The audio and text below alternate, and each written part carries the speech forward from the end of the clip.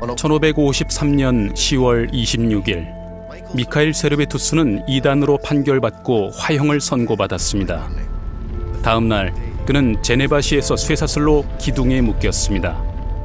그의 발 주위에는 곧 불을 붙일 장작이 쌓여 있었습니다. 무슨 죄였죠? 성경 진리를 사랑한 세르베투스는 교회의 가르침과 자신이 연구한 성경 말씀을 조화시킬 수 없었습니다. 미카엘 세르베투스는 서서히 죽어갔지만 단 한 번도 하느님의 말씀인 성경에 대한 자신의 믿음을 철회하지 않았습니다. 성경과 그 가르침을 사랑하는 사람을 단념시키거나 없애기 위해 불이 사용된 건 결코 이번이 처음이 아니었습니다. 역사에 걸쳐 성경은 반복해서 공격을 당했습니다. 제국들은 성경을 없애려고 했고 종교 지도자들도 성경을 감추려고 했습니다. 하지만 반대와 생명의 위협에도 불구하고 많은 사람이 명성과 목숨을 내놓고 성경을 보호했습니다. 기원 98년쯤에 성경이 완성되었습니다. 그 무렵 그리스도인들은 대부분 로마 제국이 지배하는 영토에서 살고 있었죠. 로마의 디오클레티아누스 황제가 기원 284년에 통치를 시작했습니다. 피터 윌리엄스 박사는 성경 연구센터인 틴들하우스에서 근무합니다. 로마는 로마의 종교를 좋아하지 않는 사람들에게 너그럽지 않았어요. 디오클레티아누스가 박해를 일으켰는데 조직적으로 그리스도인들을 박해했습니다. 아마 로마 황제 중에서 가장 조직적인 박해를 했을 겁니다. 또한 그는 그리스도교 서적을 몹시 싫어했기 때문에 사람들이 가진 성경과 성경책들의 사본을 없애고 싶어 했죠. 가능하다면 그리스도교를 말살하려는 본격적인 시도였죠. 그런 극심한 반대 속에서 성경과 그리스도교가 살아남는다는 건 불가능해 보였을 겁니다. 성경 기록은 어떻게 이 맹렬한 반대 속에서 보존됐을까요? 이곳 더블린에서부터 그 답을 찾아보겠습니다. 체스터 비티 도서관의 소장품 책임자인 제시카 볼드윈을 만나보죠. 체스터 비티 도서관에는 세 개의 중요한 파피루스가 있는데 P45, P46, P47이죠. 이 파피루스들은 기원 3세기의 것으로 생각되므로 알려진 가장 오래된 신약 사본들에 속합니다. 이것은 체스터 비티 성경 파피루스 2호인데 P46으로도 알려져 있죠. 현존하는 바울의 서신 중 가장 오래된 사본입니다. 파피루스라는 말은 꽤 폭넓게 사용되지만 이 사본을 보시면 실제 어떤 재료로 만든 건지 볼 수 있어요. 파피루스라는 식물의 줄기 속 부분으로 만든 건데 이집트에서 만들었죠.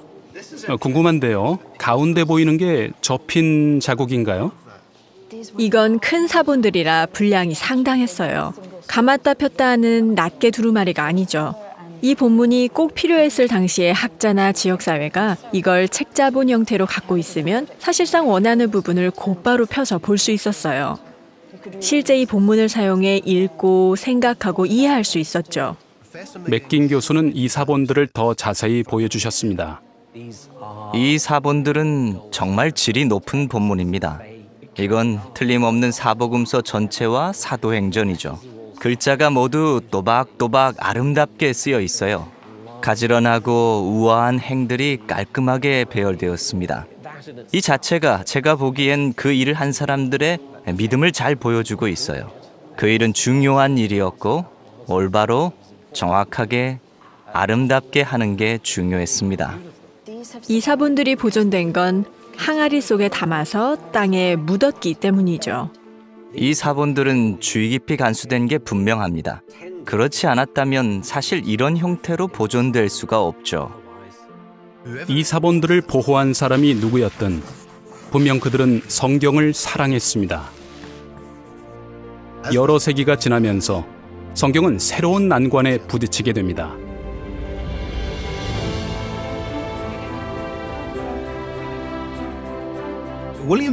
윌리엄 틴들은 최초로 성경을 원어에서 영어로 번역하려고 노력한 사람입니다. 틴들은 15세기 말에 태어났습니다. 글로스터셔 지방에서 태어났지만 옥스퍼드에 갈 수 있었고 사제가 되었죠.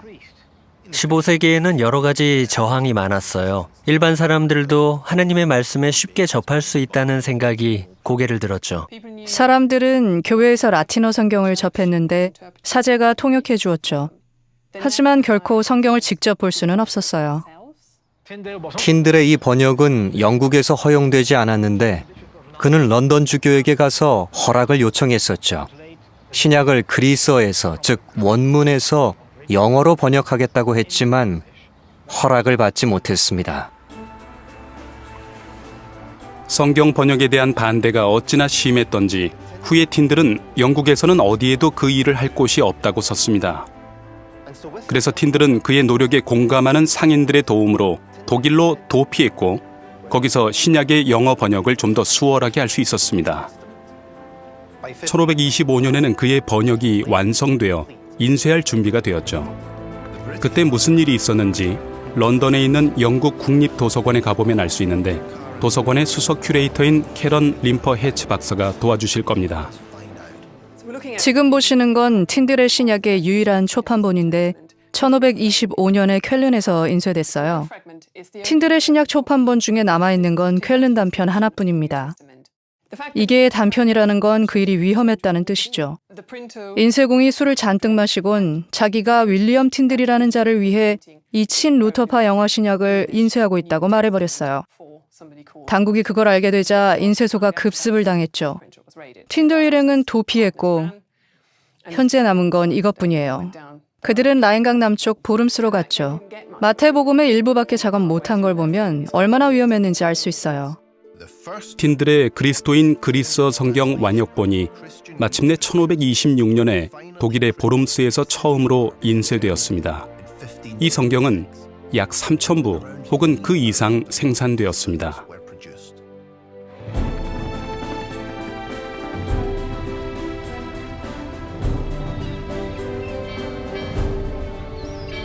틴들은 독일을 떠나 안트베르펜으로 갔습니다. 분주한 이 도시는 틴들에게 이상적이었죠. 인쇄업이 번창하고 있었고 붐비는 항구가 있어 영국의 독자들에게 그의 성경이 전달되기가 용이했습니다.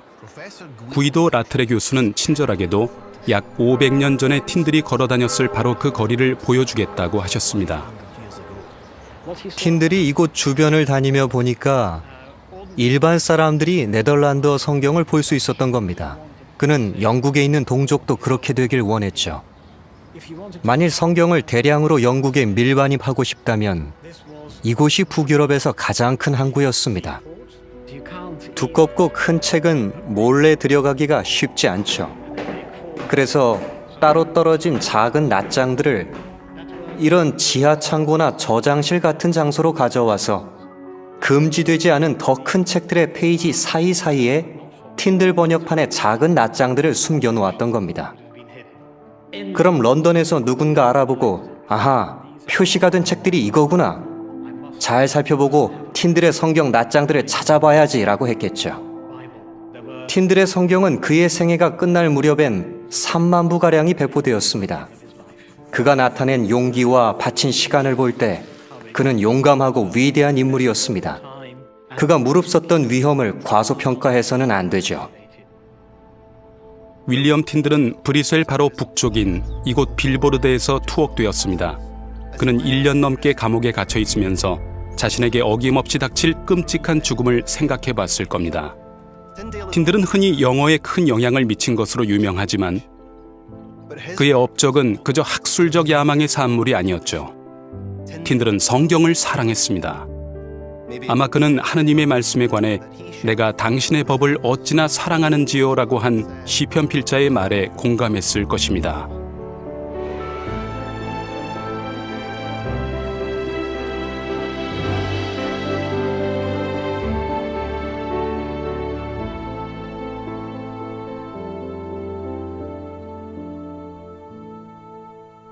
틴들의 사망 소식이 유럽에 퍼지자 각기 성경 연구에 힘을 쏟던 다른 진리 탐구자들도 분명 우려했을 겁니다. 그중 한 사람이 서두에서 언급한 미카엘 세르베투스입니다. 그는 이곳 스페인 북부의 아라곤 지방에서 태어났죠. 그에 관해 더 알아보려고 비아누에바 데 시헤나에 왔습니다. 세르히오 바체스 씨가 책임자로 있는 미카엘 세르베투스 연구소는 세르베투스의 생가로 알려진 집에서 박물관을 운영하고 있죠. 한 젊은이가 당시의 주된 종교적 문제들에 부딪히게 됩니다. 그것은 나중에 그리스도교와 관련된 복잡 미묘한 쟁점들, 이를테면 성삼위일체 교위와 같은 쟁점들에 대한 그의 견해에 영향을 미치게 되죠. 그는 원래의 출처를 조사하고 싶었습니다. 세르베투스의 생각은 이거였죠. 진리는 성경 안에서 찾아야 한다. 메리언 힐러 박사는 미카엘 세르베투스에 관한 저서를 발행했습니다. 아마 아버지의 권고로 그는 법학을 공부하기 위해 툴루즈로 가게 되었습니다. 툴루즈는 제한이 엄격해서 성경을 읽는 것이 금지된 곳이었지만 그는 진지한 성경 연구에 몰두했습니다. 그에겐 지적 호기심이 있었죠. 그 당시 길에서든 어디서든 열띤 토론의 주된 쟁점은 종교였습니다. 1531년에 세르베투스는 삼위일체론의 오류에 대하여라는 첫 저서를 출간했죠. 그 책에서 하느님과 예수가 누구인지에 관한 교회의 가르침에 의문을 제기했습니다. 그는 나중에 이렇게 썼습니다. 성서에는 삼위일체에 대한 언급이 없다. 우리가 하느님을 알게 되는 것은 그 고고한 철학적 개념을 통해서가 아니라 그리스도를 통해서다. 세르베투스는 자신의 저서들에서 성경 66권 중 적어도 52권에서 인용하거나 언급했죠. 분명히 미카엘 세르베투스는 성경의 가르침을 소중히 여겼습니다. 다른 무엇보다도요. 세르베투스는 체포되었고 이단이라는 고발을 당했습니다. 그건 잔인성과 종교적 편협이 아주 명백하게 드러난 사례였지요. 그가 처벌되어야 한다는 의견이 표명되었죠. 그 당시 상상할 수 있는 처벌이란 죽음뿐이었습니다. 그를 움직인 원동력은 진리를 찾고 그리스도교를 원래대로 회복하려는 일념이었다고 봅니다. 세르베투스가 내린 결론들에 대해선 의견이 다양하지만 분명한 사실은 그가 성경 진리를 진심으로 갈망했다는 겁니다. 그는 이렇게 썼죠. 하늘은 한 책을 내려주었는데 그것은 우리가 그 속에서 하느님을 찾게 하려는 것이다. 인류의 역사는 성경을 읽거나 번역하거나 이해하기 위해 목숨을 걸고 인생을 바친 사람들의 기록으로 가득합니다. 틀림없이 그들의 가장 중요한 동기는 성경을 소중히 여기는 마음이었습니다. 성경은 거센 반대를 뚫고 우리 손까지 왔습니다.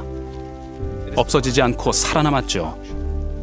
단순히 성경을 번역하는 행위가 불법화되었으며 성경을 읽고 이해하려고 노력한 사람들은 흔히 사형을 당했습니다. 그런데도 성경과 그 안에 담긴 지혜는 오늘날까지 보존되어 원래 필자들의 글이 충실하게 전달되었습니다. 분명 많은 사람이 성경을 소중히 여겼습니다.